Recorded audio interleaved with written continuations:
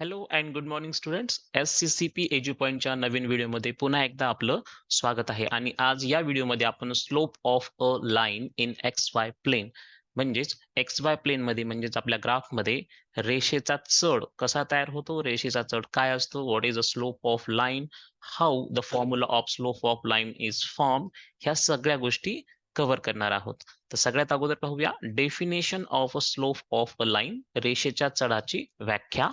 Slope of a line is the value of tan theta. खूप महत्वाची गोष्ट आहे. Slope of a line is the value of tan theta. And मग theta काय आहे?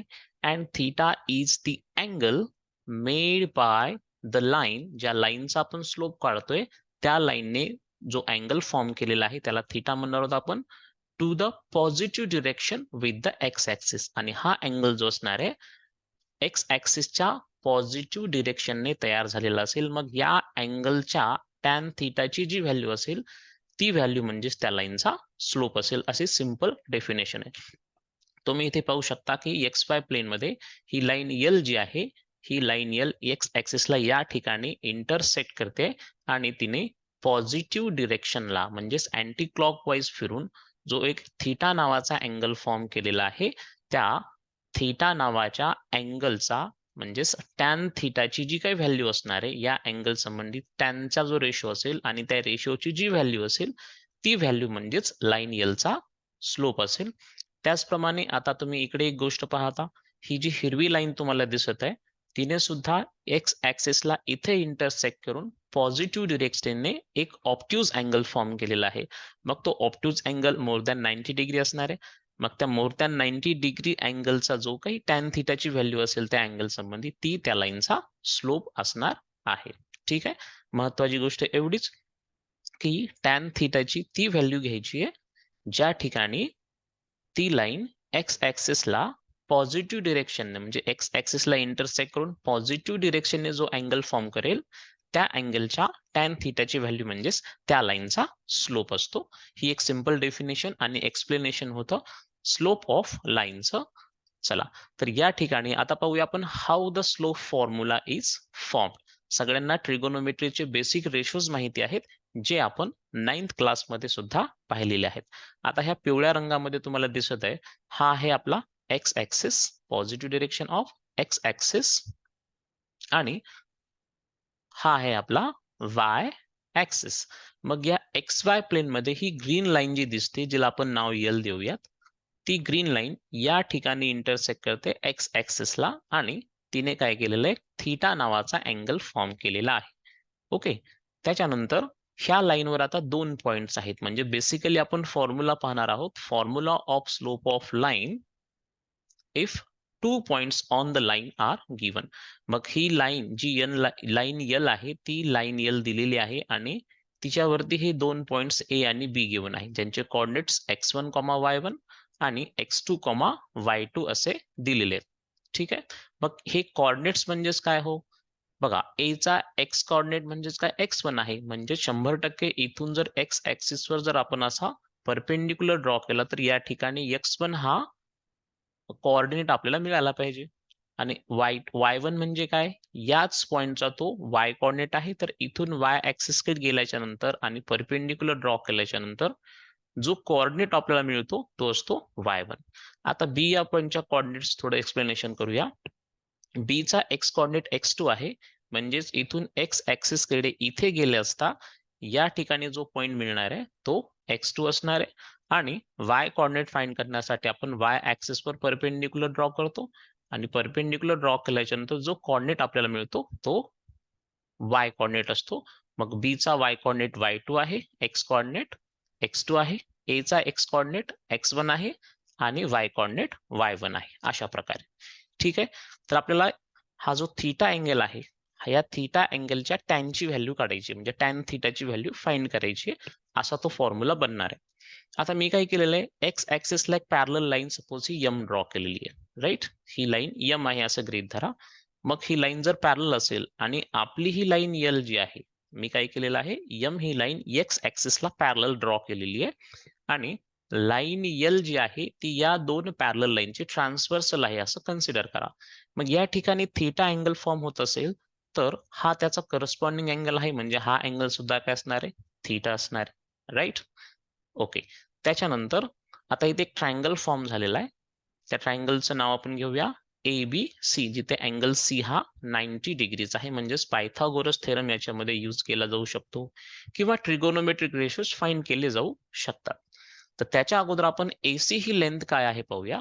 So AC is equal to, आपण basic distance फॉर्म्युलामध्ये पाहिलेलं आहे की ए पासून सी पर्यंत डिस्टन्स कसं फाइंड करायचं. तर एक्स ऍक्सिसशी रिलेटेड आहे ते, कारण ही जी लाईन आहे एम ही एक्स ऍक्सिसला पॅरल आहे. म्हणजेच या पॉइंटचा हा ए चा एक्स कॉर्डिनेट आहे x1 आणि सी चा एक्स कॉर्डिनेट काय असणार आहे, x2 असणार आहे. म्हणजेच ए पासून सी पर्यंत डिस्टन्स काढायचा असेल तर greater coordinate minus smaller coordinate म्हणजेच x2 मायनस x1 असणार आहे. ठीक आहे. म्हणजेच ट्रायंगल एबीसी मध्ये एसी ही साईड जी आहे तिची लेंथ बाय डिस्टन्स फॉर्म्युला आलेली आहे x2 मायनस x1. त्याचप्रमाणे मी काय केलेलं आहे आता, या इथे असं वाय ऍक्सिसला एक पॅरलल लाईन ड्रॉ केलेली आहे. ह्या लाईनला आपण काहीतरी एन नाव देऊया. ही line N G green colour मध्ये व्हर्टिकल लाईन दिसत आहे ती वाय ऍक्सिसला पॅरलल आहे, राईट. ओके. त्याच्यानंतर या लाईनवरती एक पॉइंट बी आहे. बी चा एक्स कॉर्डिनेट x2 आहे, वाय कॉर्डिनेट y2 आहे. मग मला बीसी ही डिस्टन्स फाइंड करायचं असेल तर मला वाय ऍक्सिस कन्सिडर करावं लागेल. ठीक आहे. मग वाय ऍक्सिस रिलेटेड हे इथे पॉइंट्स आहेत. जसं की इथे इथला पॉइंट काय आहे, y1 आणि इथला पॉइंट असणार आहे y2. मग बीसी ही डिस्टन्स फाइंड करायचं असेल म्हणजे हे जे डिस्टन्स असेल बीसीचं तेच डिस्टन्स इथून इथपर्यंत असणार आहे. मग अगेन हा ऍक्सिसवर असलेले हे दोन पॉइंट्स आहेत आणि त्यांच्यामधलं डिस्टन्स फाइंड करण्यासाठी आपण काय करत असतो, greater coordinate minus smaller coordinate, आणि वाय ऍक्सिस वरती वरच्या बाजूने जो कॉर्डिनेट असेल तो ग्रेटर असतो दॅन द खालच्या बाजूने जो काही पॉइंट आहे त्याच्यापेक्षा. म्हणजेच आपण बीसी हे डिस्टन्स इथून इथपर्यंत जे डिस्टन्स आहे त्याच्या इक्वल कन्सिडर करू शकतो. So we have BC which is equal to greater coordinate minus smaller coordinate, म्हणजेच y2 minus y1, y2 minus y1. Okay. तर आपल्याकडे ट्रायंगल एबीसी मध्ये आता इथे लिहितो मी इन ट्रायंगल एबीसी. ओके. या ट्रायंगल एबीसी मध्ये एसी आणि बीसी च्या व्हॅल्यूज म्हणजे त्यांचं डिस्टन्स आपण घेतलेले using distance formula of 9th class. ठीक आहे. त्याच्यानंतर मग त्या राईट अँगल ट्रायंगल मध्ये हा अँगल जर थीटा असेल तर टॅन थीटाची व्हॅल्यू काय असते, देअरफॉर टॅन थीटाचा रेशो असतो opposite side upon adjacent side. ठीक आहे. त्याच्यानंतर मग टॅन थीटाची व्हॅल्यू काय होणार आहे, ऑपोजिट साइड म्हणजे काय आहे पहा, थीटाच्या ऑपोजिट साइड बीसी आहे आणि ऍडजसंट साइड एसी आहे. देअरफॉर टॅन थीटाची व्हॅल्यू मित्रांनो इथे येणार आहे, बीसी म्हणजेच आपला y2 मायनस y1 आहे आणि एसी म्हणजेच x2 मायनस x1 आहे. म्हणजेच थीटा अँगल साठी या ट्रायंगल मध्ये टॅन थीटाची व्हॅल्यू आलेली आहे किंवा ट्रिगोनोमेट्रिक रेशो आलेला आहे y2 minus y1 upon x2 minus x1. मग अगोदर आपण सांगितलंय की टॅन थीटाची जी काही व्हॅल्यू असणार आहे, टॅन थीटाची जी काही व्हॅल्यू असणार आहे ती व्हॅल्यू म्हणजेच त्या लाईनचा स्लोप असतो. देअरफॉर स्लोप हा स्मॉल m अक्षराने सुद्धा दाखवला जातो. So we are going to write here, therefore the slope of line L equals to tan theta. म्हणजे हा थीटा काय आहे, त्या लाईन Lने एक्स ऍक्सिसच्या पॉझिटिव्ह डिरेक्शनने जो अँगल फॉर्म केलेला आहे तो असणार आहे थीटा.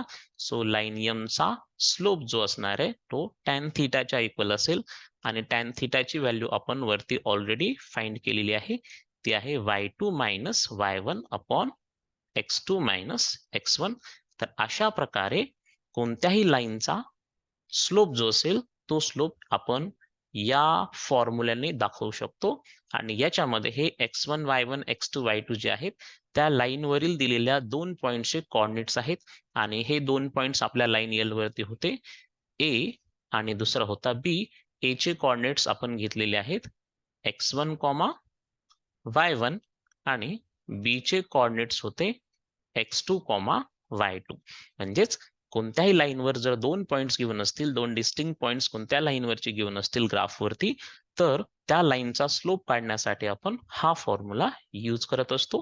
त्याच्यामुळे आपण आता इथून पुढे स्लोप फॉर्म्युलासाठी स्पेशली ज्या वेळेस त्या लाईनवरचे 2 पॉइंट्स गिवन असतील त्यावेळेस y2 minus y1 upon x2 minus x1 अशा प्रकारे तो फॉर्म्युला यूज करणार आहोत. आणि याच्यामध्ये y2 म्हणजे सेकंड पॉइंटचा y कॉर्डिनेट, y1 म्हणजे फर्स्ट पॉइंटचा y कॉर्डिनेट, x2 म्हणजेच सेकंड पॉइंटचा x कॉर्डिनेट आणि x1 म्हणजेच फर्स्ट पॉइंटचा x कॉर्डिनेट. अशा प्रकारे तो फॉर्म्युला तयार झालेला आहे. तुम्हाला जस्ट ह्या फॉर्म्युल्याकडे लक्ष द्यायचंय आणि इथून पुढे कोणत्याही लाईनचे स्लोप काढता येतील तुम्हाला जर त्या लाईनवरचे 2 points with their coordinates given असतील त्यावेळेस. वळूयात पुढच्या काही महत्वाच्या मुद्द्यांकडे.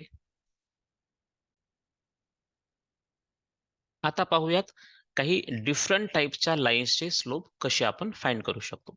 इथे मी एक XY प्लेन ड्रॉ केलेला आहे आणि त्याच्यामध्ये लाईन L जी आहे ती एक्स ऍक्सिसच्या पॉझिटिव्ह डिरेक्शनने 30 डिग्रीचा अँगल फॉर्म करत आहे. सो आपण लिहू शकतो इथे लाईन L चा slope, so slope of line L.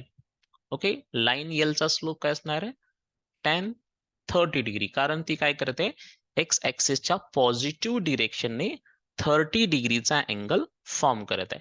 मग 30 डिग्रीचा अँगल फॉर्म करत असेल तर tan 30 ची व्हॅल्यू आपल्याला माहित आहे 1/√3 असते. सो लाईन L चा स्लोप आपण इथे फाइंड केला, तो आहे tan 30 च्या व्हॅल्यूच्या इक्वल म्हणजेच 1/√2 च्या. त्याच्यानंतर सपोज मी आणखी एक लाईन ड्रॉ केली, मी इथे लाईन ड्रॉ करतो ही. सपोज ही लाईन K आहे. We have line K here which makes an angle of 45 degree with the positive direction of x-axis. म्हणजेच स्लोप ऑफ लाईन K काय असायला पाहिजे tan 45 ची व्हॅल्यू जी आहे एक्झॅक्टली 1. सो लाईन K चा स्लोप आपण इथे फाइंड केला, तो आलेला आहे 1. त्याचबरोबर ग्रीन लाईन तुम्हाला इथे दिसत असेल मित्रांनो, आणि ग्रीन लाईन आहे जी की एक्स ऍक्सिस सोबत पॉझिटिव्ह डिरेक्शनला 60 डिग्रीचा अँगल फॉर्म करत आहे. म्हणजेच slope of that line m, slope of line m म्हणजेच tan 60 डिग्री, राईट. मग tan 60 डिग्रीची व्हॅल्यू किती असते, ती असते √3. That is why the slope of line m is √3. इथे मी m जे काढत आहे ते स्लोप ऑफ लाईनला डिनोट करण्याचा सिम्बॉल आहे किंवा व्हेरिएबल आहे. स्मॉल m ने आपण ते डिनोट करत असतो. ठीक आहे. त्याच्यानंतर आता दुसऱ्या काही अँगल्सचे दुसऱ्या काही लाईनचे स्लोप काढूयात. आता एक्स ऍक्सिसला कन्सिडर करा तुम्ही. आता एक्स ऍक्सिस वर जर आपण एखादी लाईन काढली totally on the x axis, तर ती एक्स ऍक्सिस सोबत किती डिग्रीचा अँगल फॉर्म करेल 0 डिग्रीचा, right. So we can write here slope of, किंवा आपण असं लिहूया simply slope of x axis. Okay, म्हणजेच ती व्हॅल्यू असेल tan 0 डिग्री. ठीक आहे. एक्स ऍक्सिस स्वतः बरोबर 0 डिग्रीचा अँगल फॉर्म करतोय, म्हणजेच tan 0 डिग्रीची व्हॅल्यू असते 0. म्हणजेच नेहमीच एक्स ऍक्सिसचा स्लोप ऑलवेज असेल 0. त्याचबरोबर वाय ऍक्सिसला कन्सिडर करा. वाय ऍक्सिस काय करत आहे, वाय ऍक्सिस एक्स ऍक्सिसच्या पॉझिटिव्ह डिरेक्शनने 90 डिग्रीचा अँगल फॉर्म करत आहे. So slope of y axis equals to, आता आपल्याला व्हॅल्यू माहिती आहे tan 90 डिग्रीची, right. tan 90 degree which is equal to infinity. Okay, जेव्हा 90 डिग्रीचा अँगल असतो पॉझिटिव्ह 90 डिग्री, तेव्हा tan ची व्हॅल्यू असते इन्फिनिटी, म्हणजेच अनडिफाईन्ड असं देखील आपण म्हणतो त्याला. Infinity means undefined, meaning Y ऍक्सिसचा स्लोप XY प्लेन मध्ये ऑलवेज काय असेल, अनडिफाईन्ड असेल, त्याला डिफाईन करता येणार नाही, राईट. त्याच्यानंतर आता दुसरे काही स्लोप पाहूयात आपण. सपोज मी इथे एक पॅरलल लाईन ड्रॉ केलेली आहे which is parallel to the y axis, आणि या लाईनला काहीतरी नाव देतो मी. सपोज ही लाईन P आहे.